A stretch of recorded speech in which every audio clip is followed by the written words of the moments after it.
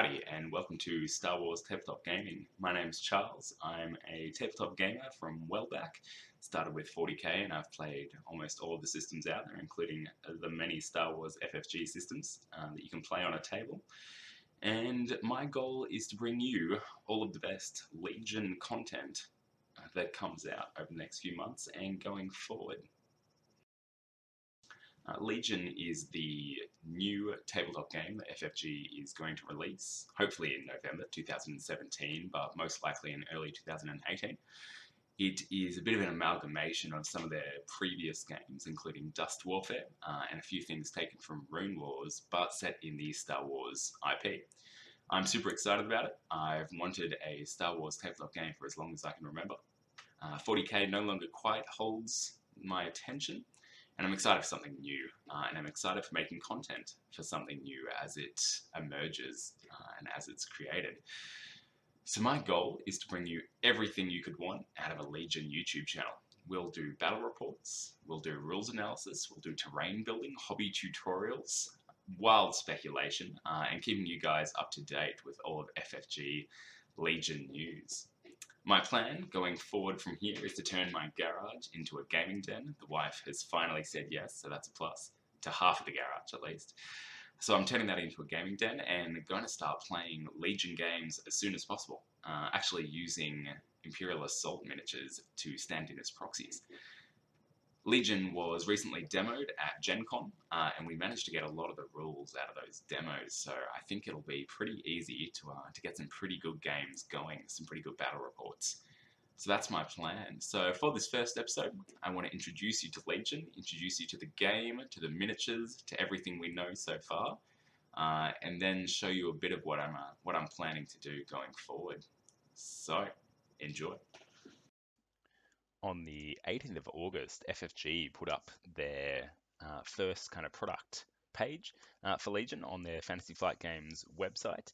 So I'm just going to read you the description that they give, because I'm sure it's got to be better than what I can come up with. So Star Wars Legion is a new miniatures game of infantry battles that invites you to join iconic heroes and villains, lead your troops into battle, and battle for the fate of the Star Wars galaxy. With Star Wars Legion, you can build and paint a unique army of miniatures. You can command your troops in battle and devise masterful tactics. And you can conquer your opponent's army to bring victory to the light side or the dark side. With 33 unpainted and easily assembled miniatures, and all the cards, movement tools, tokens, and terrain that you need for battle, the Star Wars Legion core set is the perfect way to bring Star Wars battles to your tabletop.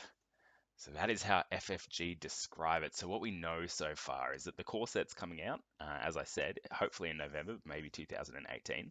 They've given us a price of approximately $90 US, which in Australia, at the stores, they're advertising at pre-orders for about $130 now, which is really good for 33 miniatures.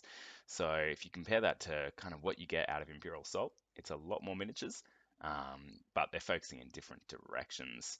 The game itself uses miniatures. It also uses movement rulers like we've seen before from Fantasy Flight Games, and tokens like we've seen from Fantasy Flight Games. So think X-Wing, think Armada in regards to movement tools and token, and you'll be heading kind of in the right direction. What you've seen so far are some of the absolutely fantastic miniatures that come in the core set box. You've got the Imperial side, and you've got the Rebel side. So on the Imperial side, you have Darth Vader, you have your 10 Stormtroopers, you have your 2 Stormtroopers on speeder bikes, the Scout Troopers. So we have a closer look at the miniatures. You've got Darth Vader there holding his hand out, force choking someone. We know that the core set, or we suspect that the core set, comes with a bunch of force powers for the force wielders, Luke and Vader, to use. They seem to be kind of neutral cards. If you've played X-Wing before, or Destiny, for instance, you've got hero, neutral, and villain. Some can be used by both, that's the neutral, and some can be used by just one of the teams. So all of the force powers seem to be neutral. So that's a bit of fun. You can change them up and get Luke to do maybe some force choking. Either way, Vader's there, force choking someone with his red lightsaber. You've got your 10 troopers, a few of them with heavy weapons. From what we know, the miniatures that come in the core box will be interchangeable, so you'll be able to give them more or less heavy weapons, or at least that's the plan going forward with the boxes. And also you've got the leaders. So the leaders are the ones there with those kind of orange pauldrons, and they're the ones that interact essentially with the game. We'll get into that a little more later, but your leaders are your main guys, and everyone else there is cannon fodder, just to add dice, whether it be heavy weapon dice or normal dice. And then, of course, you also have the speeder bikes, one just speeding forward and one leaning back, which is kind of cool, with their holdout blaster, I suspect, leaning back to shoot someone chasing them in the Forest of Endor. So that's the Imperial side, and it looks like a whole bunch of fun and a great place to start. Now, I've taken a second look at the picture, and there's actually 12 stormtroopers there, two each with the heavy weapons, so two rocket launchers and two whatever those are. I could find the number if I wanted to. So it looks like maybe we get 12 in the box set, and you can choose how you want to arm your stormtrooper squads, whether with two anti-personnel rifles or whatever they are, or two rocket launchers for your squads, which would be really cool if they give you that kind of options in the core set. On the Rebel side, we have a Luke Skywalker. Looks like he's a mid-trilogy Luke Skywalker, holding his lightsaber there and kind of in a crouch down, ready to deflect some shots and then attack pose. You have what looks like 1, 2, 3, 4, 5, 6, 7, 8, 9, 10, 11, 12, 13, 14 troopers. Whether we get all of those in the core set or whether that's just out of the picture, I'm not really sure, but we'll have to wait and see. And then we get the AT-AT, which looks super cool. So the AT-AT is a repurposed Clone Wars era walker, which is really cool that the Rebels kind of as a I don't know, insurgent force have stolen, repurposed, repainted, and putting into a new use. So if that's kind of a theme they're going forward with, there should be some really cool stuff that the Rebels will get to play with going forward. Ground forces, of course, haven't been something traditionally that Star Wars focuses on. So I think they're gonna, I guess, find some inspiration, try some new things. And this AT-AT is a wonderful start. I really like the guy sitting on top of it, holding his own rifle, and controlling it at the same time. The underslung laser cannon that you see on that AT-AT, we've seen the rules for that. It's kind of a separate upgrade that you can put on the vehicle, and it's gonna be awesome. It puts out a whole bunch of shots and mows people down. In regards to the Rebel Troopers, they've seemed to go with a bit of variation. You've got an alien there, you've got, I think, a female Rebel Trooper, it's hard to tell from the picture, and you've also got Old Man Rebel Trooper, which we suspect is Rex, who's come back from the Clone Wars and survived through all the rebellion phase to take it back and strike back at the Emperor. The Rebel Troopers themselves look fantastic. I really like the aesthetic they've gone with there with the trench coat, especially on the leader. Looks amazing. So I can't wait to see the future Rebel miniatures that come out. I think we're in for an absolute treat.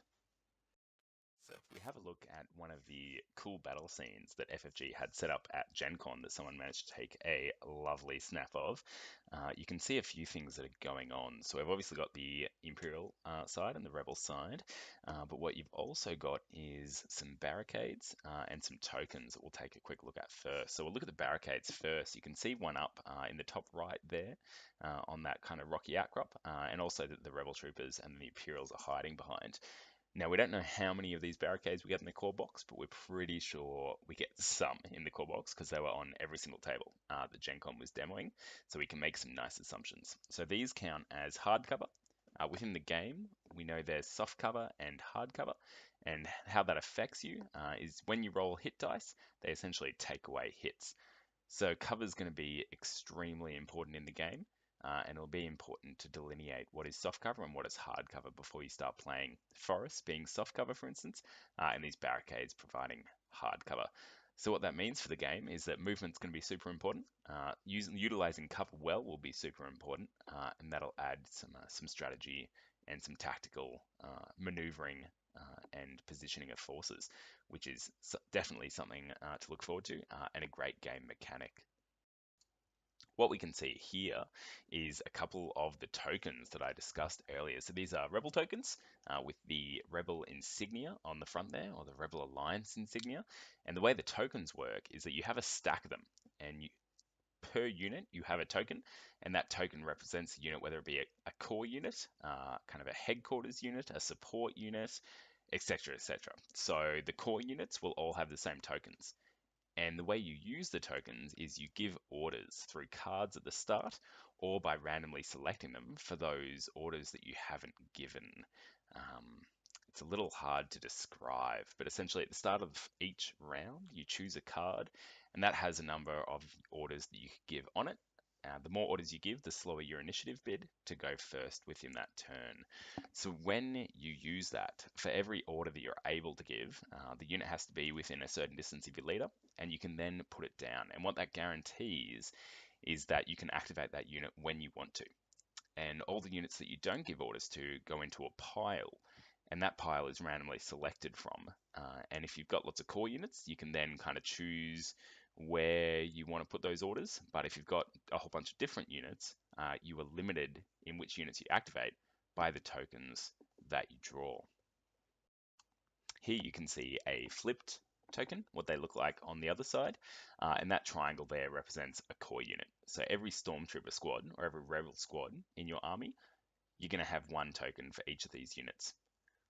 I think the token system looks really neat and really cool. It adds a bit of that, FFG are calling it that fog of war effect, adds a bit of tension and a bit of randomness to which units are going to select, and it gives you tactical options for activating units at the right time within the limitation of what token you've drawn. So I think that'll be a whole bunch of fun. It also provides tactical options with your army building. If you want maximum flexibility in which units you activate at what times, you would choose lots of the same type of unit.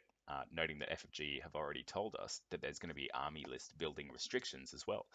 That is, you're going to need to have a headquarters unit. I'll one day find out what that's actually called, and you're going to need a bunch of core units as well. And for those specialist units, there'll be a maximum of what you can take. So you're not going to be able to have a whole army of Darth Vaders or a whole army of speeder bikes, for instance, which is really good. It'll keep balance to the game, and that's what we want to see. Something that's fun, enjoyable, and looks thematic on the tabletop. In this picture, we can see one of the maneuver uh, rulers, I guess, or whatever they're calling them. So just like in X-Wing, how you have your set maneuvers that you can take represented by the templates, this game, Legion, also has its own rulers, which is a little strange and a little something different from a traditional tabletop game. So games like 40K and most tabletop games were of course used to a range ruler, which allows you to have lots of different ranges and allows you to be very precise, or so we thought. So the way these work is that the bases clip in at the top and at the bottom, or at the front and the back, I guess, which gives you utter preciseness, just like your X-Wing ships, which will stop that little bit of range creep that I guess you can see and get away with a range ruler. When you're moving infantry, it's super flexible. You can kind of put it anywhere on their base, which means you can really move wherever you want, I think. And you can definitely stop before you get to the end of it. You're not locked into moving that far. Whereas with vehicles, they go into, I guess, lugs or whatever they're calling them. They go into a section of the base at the front, which creates a turning arc on the vehicle and gives it restrictions to how maneuverable that vehicle is, which is great. I mean, a tank's not going to be able to pivot on the spot. And speeder bikes, for instance, have a mandatory move they have to take at the start. So I personally am super positive about these little rulers that FFG have come up with. I think they're a great system to use for vehicles, and they provide enough flexibility with infantry in the way they're used to be good and flexible enough for both. There's range 1, range 2, and range 3. I haven't quite worked out what that equates to in inches. I think range 1's about 3 inches, range 2's about 6 inches, and range 3 might be about 9 inches. And that's kind of how far things can move. As an example, Darth Vader can move 1 inch. Oh, sorry, what can go to movement 1, and a speeder bike can go to movement 3. So the difference between Darth Vader moving around 3 inches and a speeder bike moving around 9 inches. At least that's what we're going to proxy and come up with when we make up our own rulers. In addition to specific rulers for movement that come in the core box, there's also range rulers that FFG have come up with. So this here represents range 3, which seems to be the weapon ranges on your Rebel troopers and your Imperial troopers. I think that equates to about 18 inches. Look for yourself. What do you think? I think they're playing on a 3x3 board, so that looks to be about 18 inches. And that breaks down into one, two, three, and a fourth ruler that you snap on, and they kind of snap on and snap off, and give you the ranges of your weapons. When you measure shooting, it's measured from your leader. So as long as your leader can measure to at least one of the enemy models, you're able to fire your whole squad at that unit. So the ruler goes through terrain, and that's how you work out cover. But there's also line of sight as well. If you can't see miniatures, they can't be killed, is what I understand. So that's how they've gotten around using range laws, is having their own custom. Sorry, how they've gotten around using tape measures is with their own custom range rulers, just like X-Wing, just like Armada. They like to do their own thing. I think it'll work. I think the system's pretty good, and we'll just wait and see, I guess. What we can also see in this picture is the dice that the game uses. So doing away with the boring D6, you've got a combination of D8 and D6 custom dice with custom facings that give you the percentages to hit or percentages to block. So blocking uses a D6, and attacking uses a D8. General Games went to Gen Con. General Games is a local Melbourne store, not too far away from my house, which is super exciting. They look like they're going to get deep into Legion, so I can't wait to work with them on that. General Games went to Gen Con and put together this dice chart, as well as a bunch of other stuff that have allowed me to learn the rules. But this dice chart kind of shows the percentages and how each of the dice are weighted. So you've got the white, black, and red attack dice. Different dice giving you different chances to hit and being appropriate for different weapons. And then you've also got the white and the red defense dice, which allows different armor values. We might see more dice in the future, or this may be enough. You've got the hit results and the block results, which essentially are what you would expect them to be. You've got crit, which allows you to negate cover, from what I understand, or yep, pretty sure that's it. And then you've got surges. So surges are a result that when they come up, certain units either have an offensive surge or a defensive surge, and it works in a similar way that X-Wing uses focuses. So Imperial Stormtroopers, for instance, have a offensive surge. So if they roll surges on their dice, as long as it's attack dice, they can turn them to hits. Whereas Rebel troopers have defensive surges. So if they roll a surge on their defense dice, they can turn them to blocks. But those units can't do it the other way around. Some units, like the speeder bikes, have defensive and offensive surges. And essentially what that means is that they're just better at doing those things, and it gives them extra chances to get hits and to get blocks on those dice. So we have a look at the white dice. An example is that the Rebel Trooper heavy weapon fires, it's either 5 or 6 white shots, white dice shots, um, as represented on its card, which sounds great, but of course you've only really got, from a Rebel Trooper, a 2 in 8 chance of actually hitting with that. So it's a cool mechanic, but it gives you greater odds as opposed to rolling, just one red, or at least it gives you a better chance if luck's on your side. And how do you find out how many dice you get to use? Well, all that information, as well as health, special rules, allowable upgrades, points, all that kind of stuff, is on unit cards. Here you can see an example, which is the Darth Vader unit card. A whole bunch of stuff on it, which I will go into at a later episode. But essentially, there won't be, we suspect, any rulebooks. All the details will be on these cards that should come with the units, which is a nice, neat way of doing it. A lot like X-Wing, a lot like Armada, the previous stuff they've done. And allows the game to be easily understood by those that play it. The information's all there, it's not hidden away in books, which makes gameplay fast and gives the information to the player when they need it. So that's another great aspect of it, and definitely a way of gaming that I prefer. So that is a really good summary of everything we're going to see in the Star Wars Legion core box. There'll also be a rule book, and who knows, I don't know, maybe some sneaky other things that we didn't see at the demo. We know that we didn't see all of the rules at the demo. We know there's a morale mechanic, and there's also some kind of cog mechanic with the vehicles. Armor has its own little intricacies, and I dare say there's more complex rules in regards to cover and movement that we haven't seen yet. But that's the gist. So I'm super excited about it. It looks like a really solid tabletop miniatures game. Quite fast, quite simple, but with strategic and tactical depth that you can bring to it, and with really good army building that focuses on balance and theme.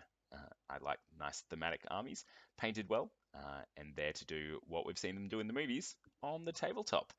So I can't wait to talk about Legion a bit more. And much more importantly, I can't wait to get some miniatures on the tabletop and start rolling some dice and playing some games. And more importantly, recording those games so that you guys can see them, see how to play the game using Imperial Assault miniatures and whatever you have lying around, because that's what we all want to do. So until next time, thanks for watching, and may the Force be with you.